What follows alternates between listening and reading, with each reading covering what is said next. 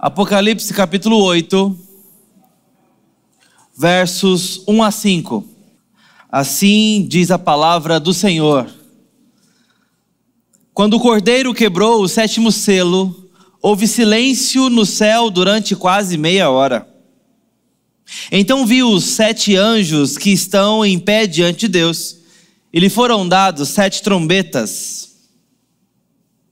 Veio outro anjo e ficou em pé junto ao altar, com incensário de ouro, e lhe foi dado muito incenso para oferecê-lo com as orações de todos os santos sobre o altar de ouro que está diante do trono. E da mão do anjo subiu à presença de Deus a fumaça do incenso com as orações dos santos. Então o anjo pegou o incensário, encheu-o do fogo do altar e o atirou à terra. E houve trovões, vozes, relâmpagos e terremotos. Essa é a palavra do Senhor. Senhor bendito, nós estamos diante da Tua revelação preservada. Precisamos nessa hora da graça do Senhor para que os Teus intentos, o sentido do texto, Tua vontade, seja iluminada a nossa compreensão. Te pedimos por clareza, te pedimos por fé e por uma resposta obediente. Ajuda-nos diante da santa palavra do Senhor. Te pedimos isso com gratidão pela oportunidade livre dessa hora. No nome de Jesus Cristo. Amém.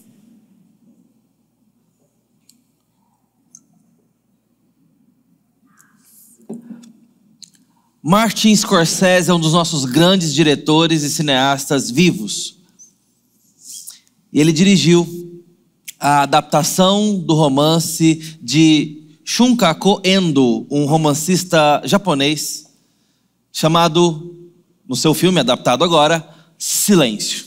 The Silence, na obra dele. Essa obra tem um elenco fantástico, digno da nossa atenção. Nada menos do que Adam Driver, Andrew Garfield e Liam Neeson. Se só por isso já não está convencido, deixa eu te falar um pouquinho sobre esse filme, sem te contar tudo. O filme Silêncio narra a trajetória de 2 padres jesuítas. Um deles, aquele que nos guiará sob a sua ótica mais evidentemente, é o Rodrigues. Sobrenome Rodrigues, são portugueses na história. E eles vão ao Japão feudal em busca do padre mentor. Papel esse de Liam Neeson. Ele está desaparecido já há alguns anos. E eles, sabendo da sua viagem missionária, sabendo dos seus feitos, tendo tido correspondência, e agora no silêncio em que o padre se encontra, seu mentor, eles vão em busca de respostas, procurar o seu mentor, o seu discipulador. E eles entram então naquele mundo que, mal sabiam eles, era tremendamente selvagem à fé cristã. Há um imperador local que está punindo aqueles que confessam Jesus Cristo. O império confeccionou um tablete com inscrições e o que seria supostamente a imagem de Cristo, ou inscrições que se referiam a Cristo. E os cristãos deveriam pisar nessa imagem e negar a fé em Cristo Jesus, sob o risco de, caso não fizessem, de serem torturados e mortos. Deixa eu explicar algumas das torturas e punições que o império aplicava naquele tempo para quem confessava a fé em Cristo Jesus, que nesse pé da história supostamente rivalizava contra a autoridade do imperador. Uma delas era a crucificação por afogamento. Era colocada uma cruz na orla, sobre a maré, e com o avançar da maré, o crucificado então ia tendo que receber a água cada vez mais alta no seu corpo. Cintura, tronco, tórax, ombros, pescoço, até que chega na face. E no chacoalhar das ondas, ele ia tendo oportunidade de renunciar à fé. Caso não fizesse, o afogamento era certo. Bom, havia ainda mais uma que eu quero relatar para os irmãos, formas de punição àqueles crédulos no evangelho jesuíta, que era a crucificação por escaldamento. Haviam fontes termais completamente fervorosas na região, e eles então crucificavam os novos convertidos ao cristianismo, e com uma longa colher, eles apanhavam um bocado de água e iam escaldando os convertidos, com temperatura suficiente para queimar a pele. E assim, por longos dias, horas a fio.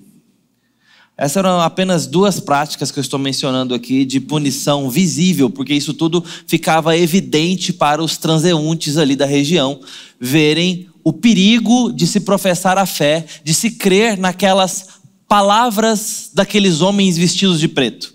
Nesse caso, os jesuítas. Palavras. Como as palavras são perigosas a um império. Então, quando Rodrigues e o seu companheiro chegam na região, eles são confrontados com essa realidade brutal da perseguição, uma realidade completamente persecutória da fé, da saúde, da segurança e do status de saúde, para quem cria. Eles que vieram de um Portugal completamente romanizado, seguro à fé católica no caso, se assustam com as sombras da perseguição.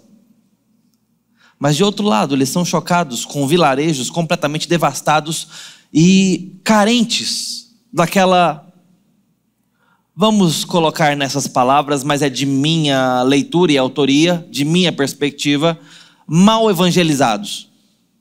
Por que eu digo isso?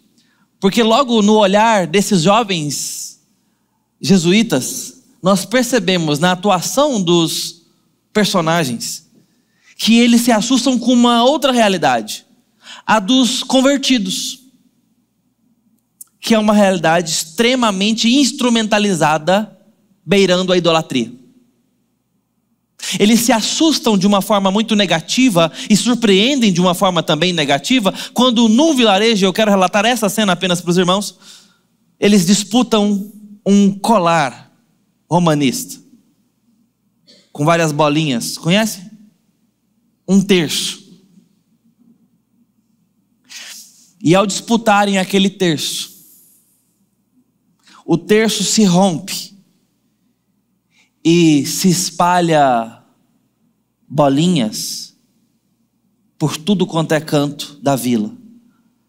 E a cena mostra uma ferocidade daqueles aldeões buscando pelo menos uma bolinha daquela, porque é o que sobrou na ausência do padre.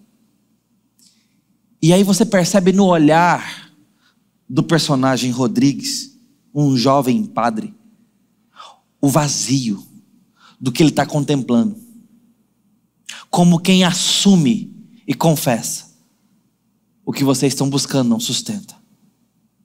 Não tem resposta nessas continhas, nem nesse colar inteiro. Não é dito, mas é percebido.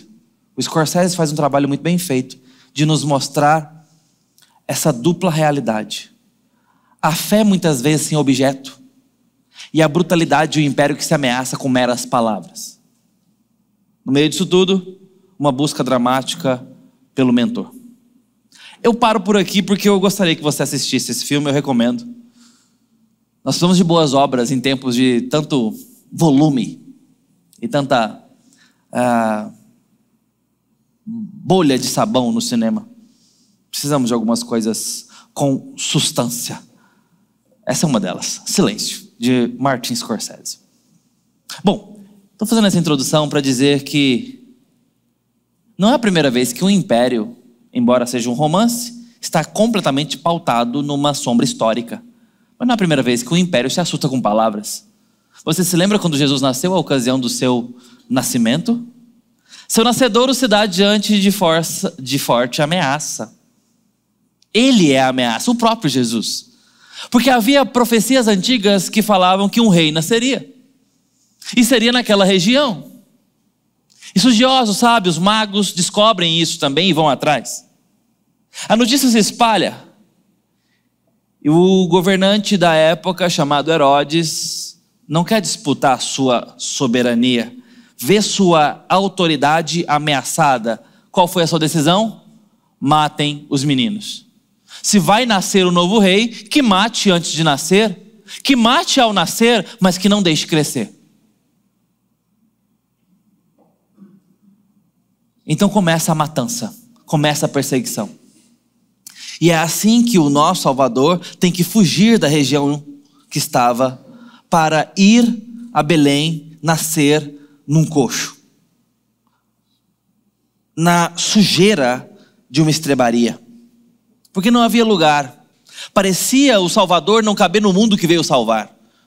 E aqui, por mais que a gente faça o nosso melhor para romantizar o advento natalino, colocamos às vezes um boneco, ou quem sabe um bebê recém-nascido na melhor performance possível de Natal, e fazemos um coxinho branco com os melhores panos que temos, e amarramos lençóis nos adolescentes, não é? Assim são nossas cantatas. Esse romance não reflete que aquele momento, no final das contas, era de humilhação. Era humilhante. Era triste. Porque Jesus, o Salvador, a boa nova, estava se humilhando para pagar o preço por outros. A sua humilhação já começa na encarnação. Antes mesmo da concepção, a ocasião da gestação de Maria, embora virginal fosse, é humilhante, é confusa, é alvo de vexame, de dúvida, inclusive da sua honra. Não há glória nem na gestação, nem na concepção, muito menos na vida de Cristo até a crucificação, a sofrer, a esvaziamento do Deus glorioso, que se encarna, se humilha, sofre, padece, se sujeita para pagar o preço que outros não podem pagar. O império se assusta com palavras: nascerá um rei. Mas será que ficou para trás? Não. Jesus morre por causa de suas palavras. O que mais ele fez? Pegou em armas? Incitou armados? Jesus fez coisas boas para muita gente, mas a sua prioridade? Palavras. Teve um momento que ele deixou um monte de gente querendo ser curada e falou: mas eu preciso ir embora. Tenho palavras para dizer.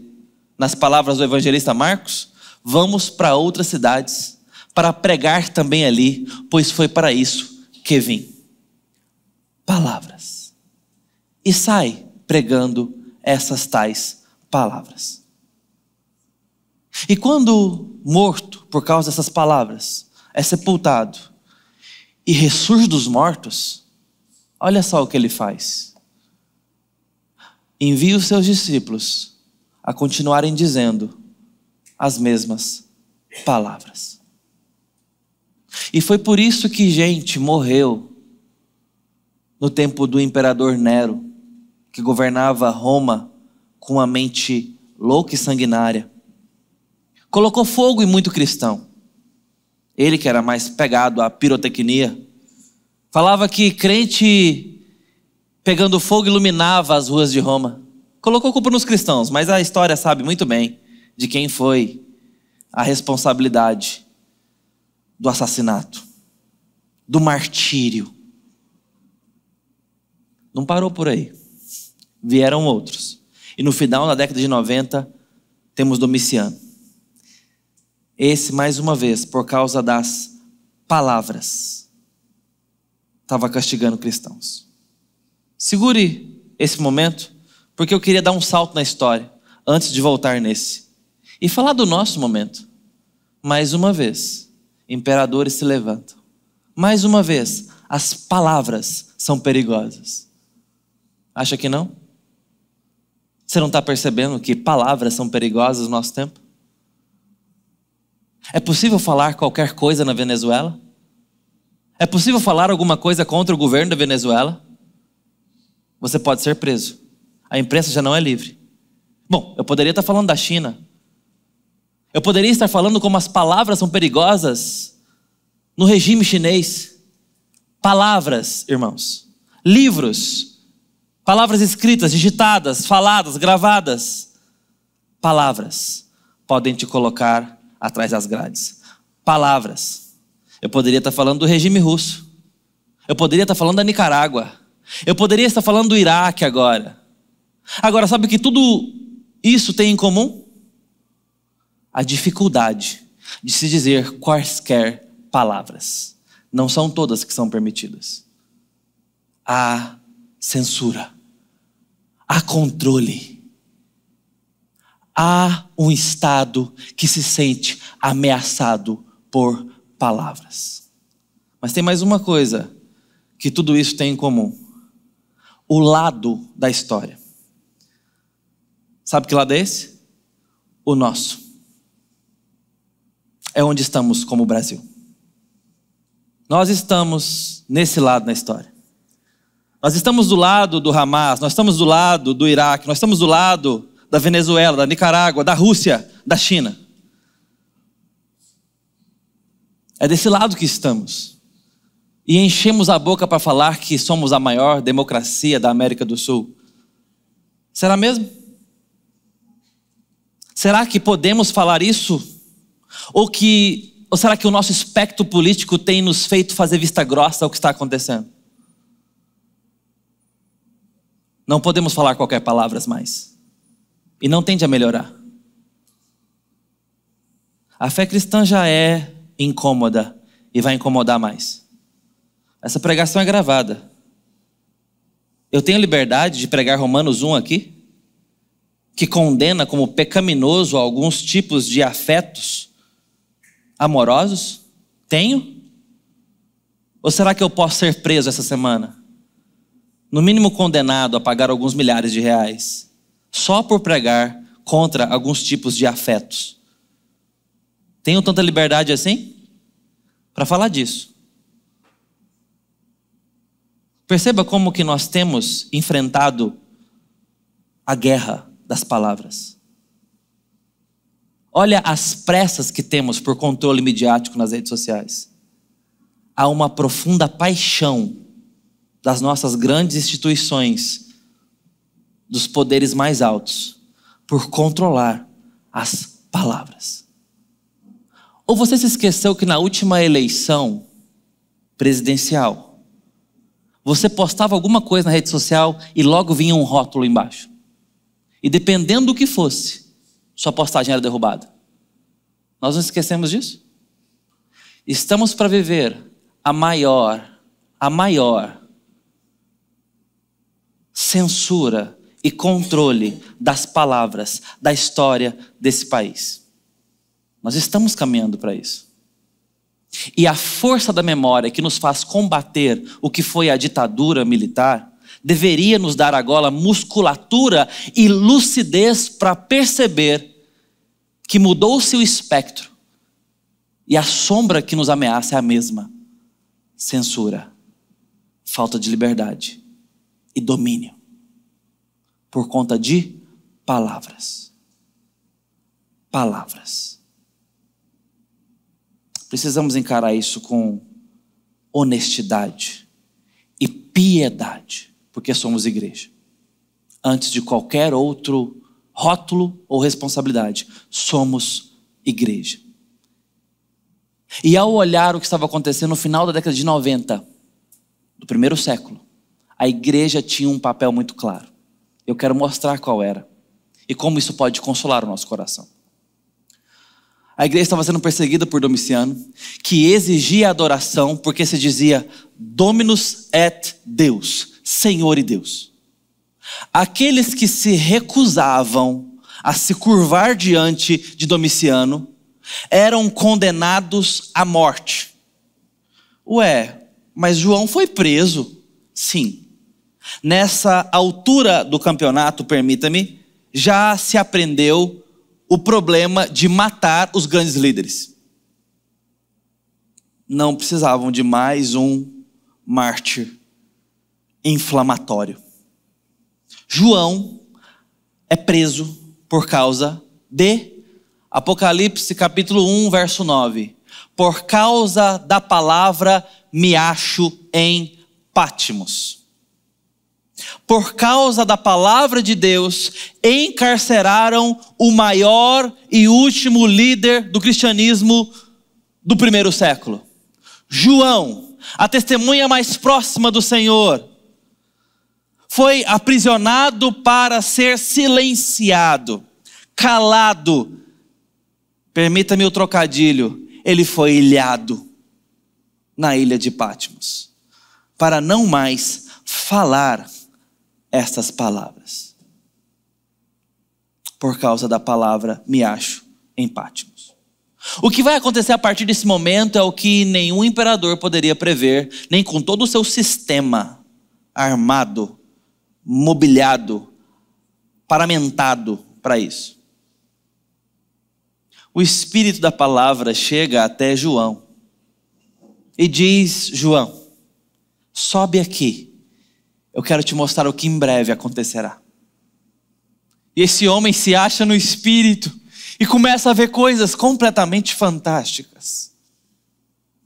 Começa a visualizar e a escrever uma carta que circulará pela Ásia Menor e tomará o mundo como chega até nós hoje, irmãos. Falando de coisas maravilhosas. Por 3 arcos grandes, o livro de Apocalipse repete a mesma mensagem. Começando sempre por uma visão celeste e terminando na glória da igreja. Passando pela militância da igreja que sofre no tempo. Esse arco se repete uma vez e uma segunda vez. 3 grandes blocos que se repetem com figuras ilustrativas, figurativas, veterotestamentárias e judaicas. Elementos que os judeus conheciam muito bem desde berço, são colocados agora aqui numa estrutura literária para contar sobre uma realidade maior. Números, cores, elementos, pedras, arquitetura, agrupamentos são relacionados nessas 3 grandes porções repetitivas para nos falar do que há de acontecer na história. Símbolos que apontam para um significado maior. É nesse momento que o número 3 aponta para Deus. O número 12 aponta para as obras de Deus em relação aos homens. O número 11 aponta para as obras do diabo, bem como o número 6 aponta para as obras do diabo. E o número 7 aponta para as completudes e perfeições divinas. É nesse contexto que o número 4 aponta para a ordem criada, toda raça, tribo, língua, nação, os 4 cantos da terra, os 4 seres viventes. E por aí vai. Numerologia judaica. Cores são apresentadas. O cavalo amarelo, o cavalo vermelho, o cavalo preto. Anciãos, 12, múltiplos de 12, 144, os 24 e por aí vai. Isso vai sendo colocado de forma fantástica, como eu disse, porque é literatura apocalíptica. Bem como aconteceu em Joel. Bem como aconteceu no final de Daniel. Nós temos literatura apocalíptica acontecendo ao longo da história da revelação, mas agora é um livro inteiro. Não é apenas uma porção. Quando lá em Joel falava dos grandes gafanhotos que devastariam a terra, não eram gafanhotos, eram exércitos. Veja, símbolo apontando para uma realidade histórica. E assim nós temos agora todo um livro de literatura apocalíptica. Mas por onde ele começa? Bom, vamos entender o contexto da igreja mais uma vez? A igreja está sofrendo. A igreja está perseguida, está sendo sufocada. Porque há reis na terra que se incomodam com a palavra. Há soberanos que estão pisando a igreja. silenciando os seus líderes, perseguindo suas partes menores, encarcerando gente para todo quanto é canto, indiscriminadamente, por causa de suas palavras. O testemunho cristão é de palavras e atitudes, mas atitudes condizentes com suas palavras. Esse é o contexto. É aquele contexto que nós queremos dizer, como o salmista diz: Senhor, até quando? Senhor, se esquecerá de nós para sempre, Salmo 3, verso 1. Até quando esconderás de mim o teu rosto? Não te lembras? Não te lembrarias? E tantos outros salmos que tentam acordar Deus de um sono profundo. Tantos salmos que clamam a Deus que volte para si o rosto, porque Deus parece que foi embora, ou no mínimo parece que não está vendo. Nesses momentos é honesto da nossa parte que questionemos. É de se esperar que nós tenhamos uma perspectiva de ausência divina. Já passou por isso na sua história? Já passou momentos na sua vida que você perguntou: será que Deus está vendo? Será que Deus está percebendo que eu estou aqui passando por isso? Você já deu testemunho no seu trabalho, decidiu pagar o preço de honrar a palavra, o evangelho, e tomou na cabeça por isso, pagou um preço por isso? Já pagou o preço de honrar a sua palavra, em nome do evangelho, em nome do Senhor Jesus, e pagou um preço social por isso? Já te custou dinheiro a fé em Cristo Jesus? Essas horas é honesto que nós nos perguntemos: será que Deus está vendo? Senhor, você se esqueceu de mim? Talvez por uma crise financeira, por um desabastecimento, por um desemprego, por um desafeto, pela maldade que nos causam, pela doença dos nossos filhos, pelo nosso luto, pela nossa depressão.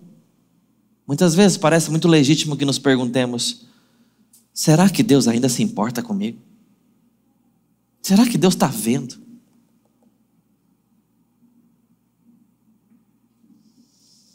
A igreja, no tempo de Apocalipse, poderia estar perguntando: será que Deus se calou mais uma vez? E não vê o que está acontecendo conosco?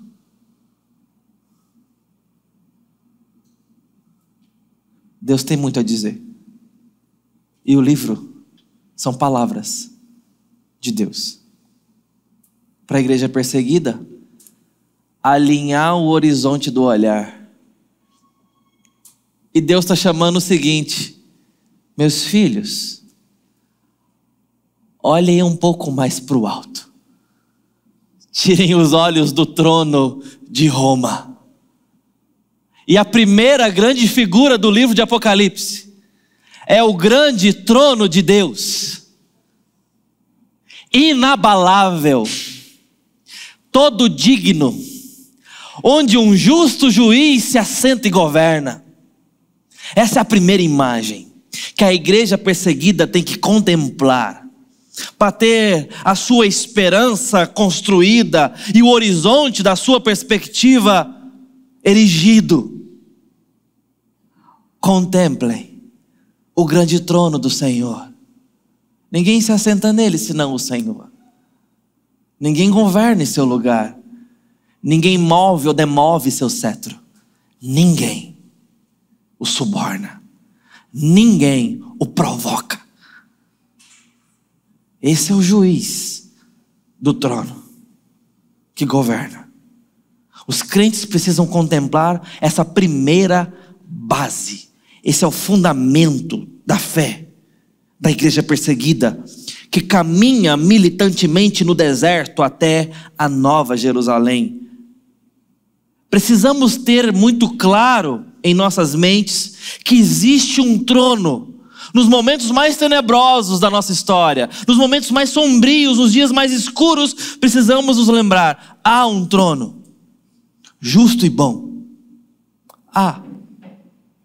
Agora, quando contemplamos o que está acontecendo, chegamos ao capítulo 8, nós nas vésperas desse capítulo, somos apresentados a um livro. E esse livro é o livro que conta a história, o conteúdo da história. E nós somos surpreendidos pelo apóstolo que, vendo aquelas figuras fantásticas, e mesmo sabendo do grande trono de Deus, chora desconsoladamente. Por quê? Porque não se achou ninguém digno de abrir o livro, quebrando os seus selos. E o que significava o símbolo do livro com os selos quebrados? Sentido, leitura, desvendamento. O livro lacrado e não podendo ser aberto significava uma realidade existencialista, pelo menos um proto-existencialismo, para não ser anacrônico nesse ponto. Haveria uma total falta de sentido para a vida nesse plano se esse livro não pudesse ser aberto e desvendado, ou seja, a história. Se a história não tem sentido, se a história não tem desvendamento, por que vivemos? Nascemos, sofremos e morremos. Isso é o existencialismo. Esse é o pensamento de René Descartes. E tantos que creem nisso. O livro fechado é a base contra o estoicismo, que busca sentido de qualquer forma, agarrado a qualquer coisa. Muito comum no tempo de Paulo, esse já ativo. Mas nós estamos vivendo a angústia existencialista nos olhos de João. Não porque ele o fosse, mas porque é isso que a falta de sentido pode nos causar. É nesse momento que uma figura dupla aparece. Dupla porque no momento aparece um leão diante daquele livro. Imponente. Um leão glorioso, que apontava para aquele leão da tribo de Judá, que foi com o povo de Deus, venceu suas batalhas, e mostrou que Deus atua e sustenta o trono de Davi. O leão era Cristo. Uau! Não o leão que a minha filha imita. Você encontrar ela no corredor agora, vai dizer: Lia, como é que o leão faz? Ela vai fazer assim, ó. Uau! Não é um leão assim não, queridos. Esse leão que João viu deve ser pavoroso. Tal qual a Lucy viu, ou já em português a Lúcia, nas Crônicas de Nárnia, quando pela primeira vez ela viu o leão, no livro O Leão, a Feiticeira Guarda-Roupa, ela falou: ele é seguro? Ao que alguém disse para ela: eu acho que o fauno. Seguro? Claro que não. Mas ele é bom. Aquele leão não é nada seguro.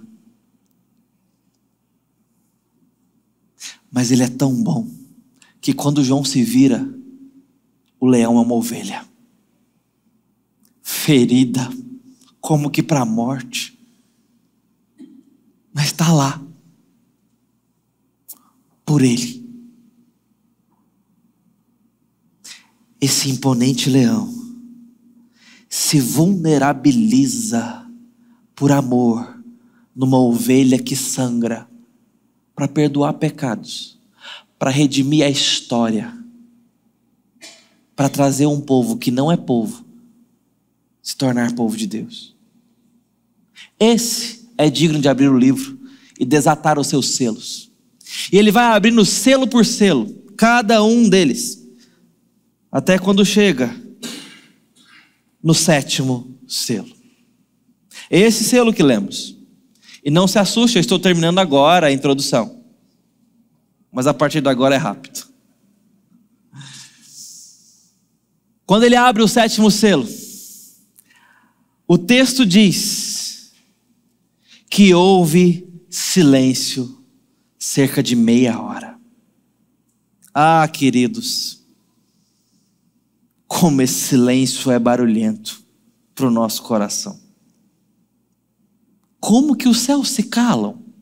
Veja, é uma estrutura ainda figurativa, mas que aponta para uma realidade maior do que o símbolo, entende? Se o silêncio é simbólico, aponta para uma realidade mais ampla do que o próprio símbolo do silêncio. Então é muito mais grave do que meia hora de silêncio, entende isso? Tenha isso em mente. Os símbolos, eles são sinalizações de algo muito maior. São representações de uma realidade muito mais profunda. O símbolo é silêncio cerca de meia hora no céu. É um silêncio que faz com que anjos que cantam de forma permanente e perene parem de cantar. Me entenda, nas devidas proporções da linguagem.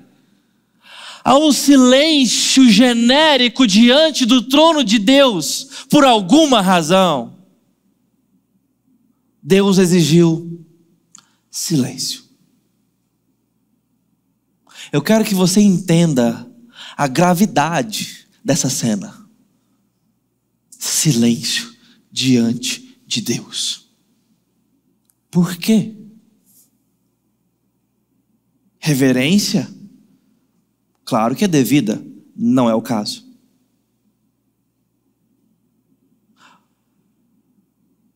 Temor? Cabido? Mas não é o caso. Tem outra coisa acontecendo. Esse silêncio é prenúncio. Esse silêncio é preparatório. Esse silêncio está acomodando alguma coisa. No meio desse silêncio, trombetas são dadas aos 7 anjos que se acham diante do trono de Deus. 7 trombetas são colocadas formalmente em suas mãos. E eles se preparam para tocá-las. Consegue imaginar? Trombetas. Trombeta que não é instrumento para o canto, para a música. Trombetas são instrumentos de anúncio. São instrumentos formais. São instrumentos de comunicação. Eles dão avisos, normalmente reais. Eles anunciam verdades. Eles anunciam status. Realidades que mudam. Entradas, triunfos, ou mesmo velórios. Mas as trombetas são anunciadoras de algo real, oficial. Aquele silêncio exigido tinha uma razão de ser. E as trombetas recebidas serão respostas ao objeto do silêncio. A razão pelo qual o silêncio se fez necessário. Essa razão terá o toque de cada uma das trombetas como resposta.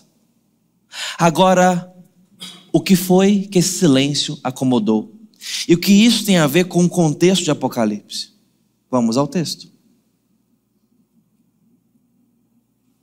Verso 3. Veio outro anjo e ficou em pé junto ao altar. E um incensário de ouro lhe foi dado com muito incenso, para oferecê-lo com as orações de todos os santos sobre o altar de ouro que está diante de Deus, diante do trono. Eu disse que nós, para lermos o livro de Apocalipse, precisamos da linguagem veterotestamentária, do Antigo Testamento. E nós estamos aqui diante de uma linguagem profundamente de tabernáculo. No tabernáculo, tempo de Deuteronômio, por exemplo, nós temos o sistema de tenda, onde a presença de Deus se reunia, contando com as tendas do povo de Deus ao redor, que se dispunham organizadamente. Dentro do arraial, cercado por tecidos e couro, nós tínhamos o tabernáculo. O tabernáculo se dividia por suas respectivas partes ou véus. Do lado de fora, o propiciatório, que era uma bacia metálica, normalmente metálica, onde o sangue era derramado do animal a ser sacrificado, como propiciação pelos pecados do povo. E depois ele era queimado no altar, como oferta pelos pecados que Deus exigiu na fogueira. E a fumaça subia. Daqui nós vamos começando a ter o elemento do incenso agradável a Deus. O aroma agradável a Deus. Muitas vezes Deus não tolerou os animais queimados e não tomou essa oferenda como aroma agradável, pelo coração do povo estar apenas no rito e não no que o rito apontava. Bezerro queimado não significa nada para Deus, porque aquele bezerro apontava para Cristo, e o Cristo que nos transforma.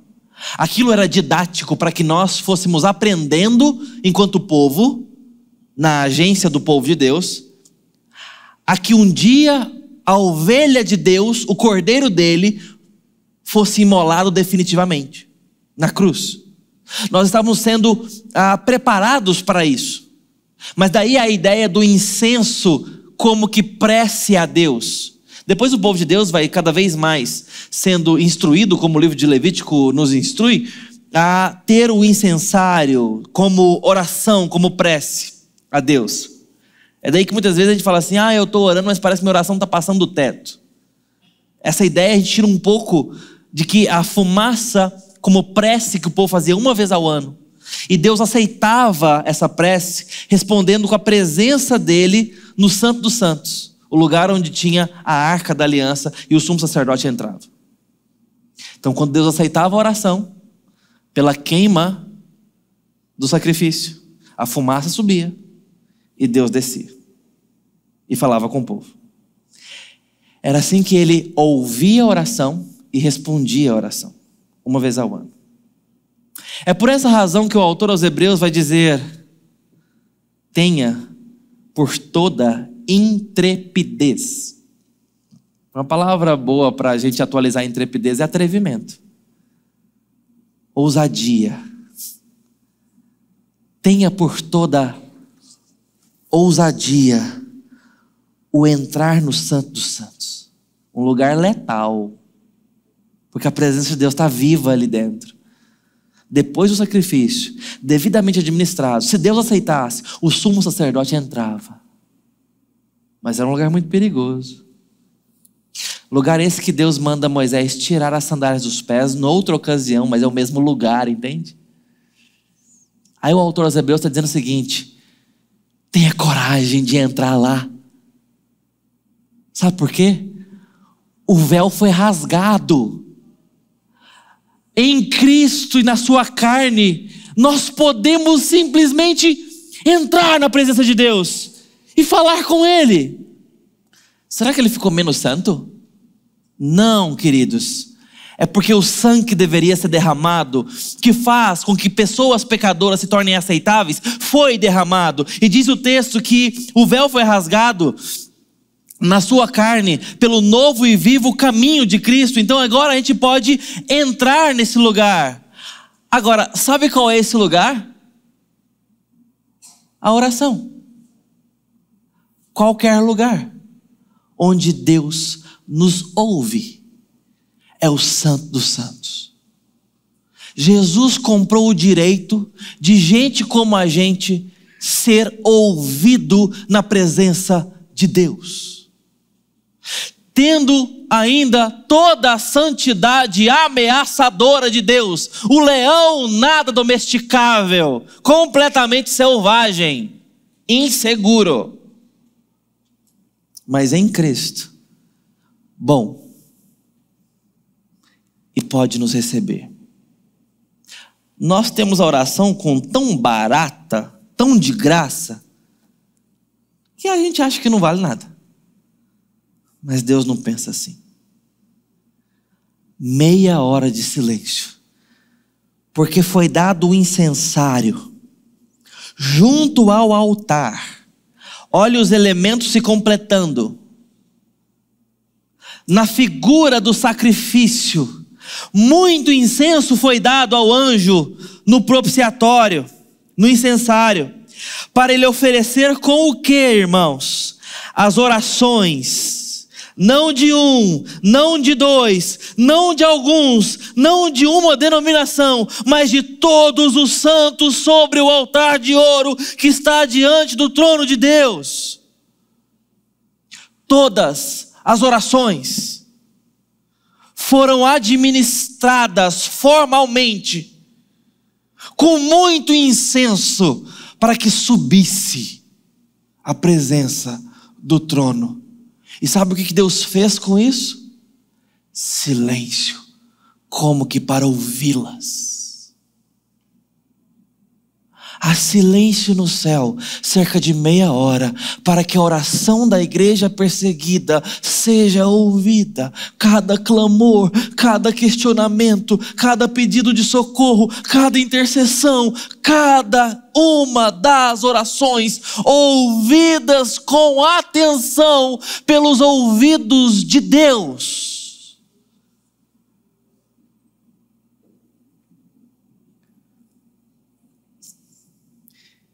Verso 4, e da mão do anjo subiu à presença de Deus a fumaça do incenso com as orações dos santos. Então o anjo pegou o incensário, encheu-o do fogo do altar e o atirou à terra. E houve trovões, vozes, relâmpagos e terremoto. Resposta. O trono que não se abala, o trono que não se assusta, o trono que não é constrangido, não é provocável, abala o mundo em resposta às orações da igreja perseguida. Com vozes, trovões, relâmpagos e terremotos.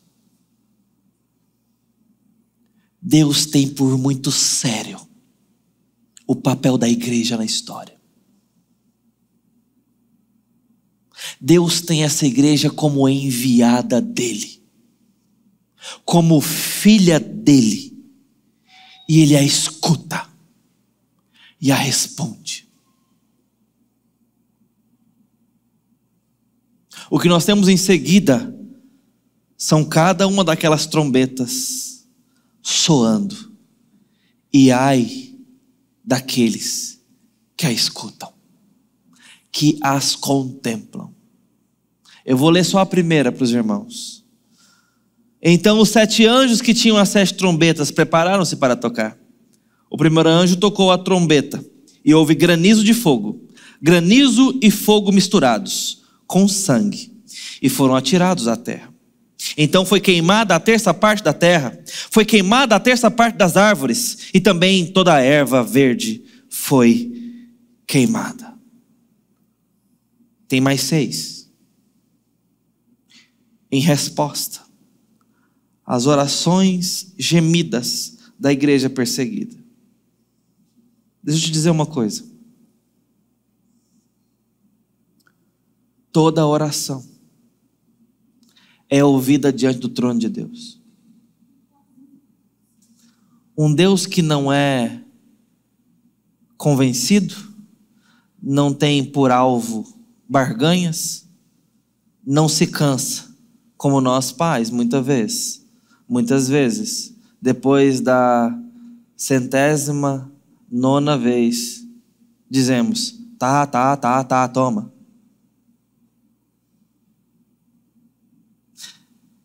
Eu tenho do que me queixar, mas não sei se tenho o direito. Eu escutei algumas vezes minha mãe dizendo, filho, você me vence pelo cansaço. Eu já sou um pai cansado.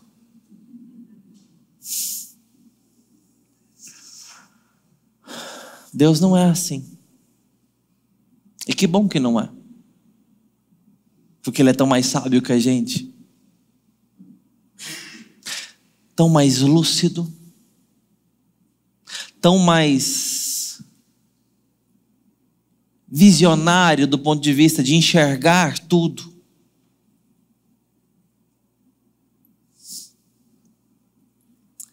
Mas isso não significa que as nossas orações não têm o seu papel. Pastor John Piper diz o seguinte: a dinâmica que Deus escolheu para a oração é mais ou menos assim. Se Ele quer que alguns pregos entrem na madeira, orações são marteladas que Deus usa.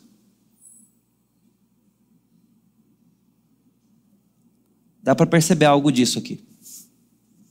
Essas orações são respondidas como parte fundamental do que Deus está fazendo na história. A resposta é de Deus, não nossa. Mas nós podemos fazer as perguntas. Entende o papel da oração? Entende o papel da igreja? Eu quero te chamar como a igreja na Ásia Menor foi chamada no primeiro século. Olhe para o nosso momento atual. E olhe um pouco mais para cima.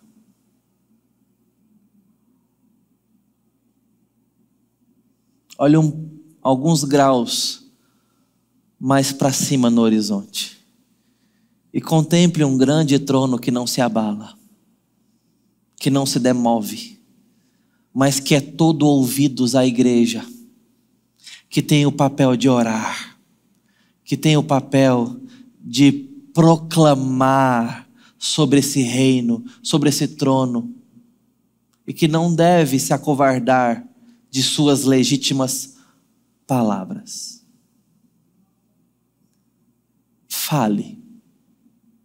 Falemos, preguemos as boas novas do reino. E não se deixe assustar por outros reis, quando você estiver anunciando que há um rei maior, que há um soberano acima de outros. Não nos acovardemos, não nos quebremos. Olha para cima. Há um trono que ouve e responde.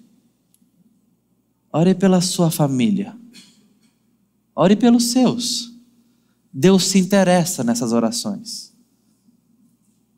Ore pelo seu lar. Ore pela escola do seu filho.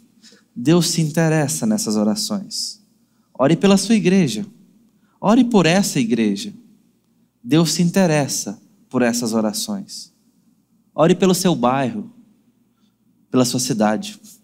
Ore pela nossa prefeitura, nossas câmaras. Deus se interessa nessas orações. Ore pelo nosso país. Ore por nossa nação. Ore pelo nosso Senado. Ore por nossa Câmara dos Deputados. Ore pelos nossos tribunais. Ore pelo Superior Tribunal de Justiça. Ore. Há um irmão nosso hoje lá pagando alto preço por defender a lei e o que é certo. Pastor André está lá. Pastor presbiteriano. Ore pelo nosso irmão. Ore por ele. Ele tem pagado um preço de fazer o que é certo. Eu tenho orado pessoalmente pela vida dele. Acho que devemos orar por ele. E pelos seus pares. Assim estaremos orando pelo nosso país, que precisa de oração, precisa de misericórdia. Não se furte. Essa responsabilidade é da igreja. Que Deus ouça nossas orações. Vamos orar. Bendito Senhor. Pedimos que o Senhor trate conosco, nos dando ânimo e esperança. Nos dando olhos atentos ao teu trono, como quem fala com expectativa de ser ouvido, contando com respostas que vêm poderosamente, mas também sempre amorosamente do Senhor. Deus, tenha misericórdia da tua igreja. Tenha misericórdia da nossa nação. Tenha misericórdia de nossas escolas, de nossas redes sociais, de nossas famílias, de nossas ruas. Ajuda o nosso presente. Socorre o nosso futuro. No nome de Jesus. Amém.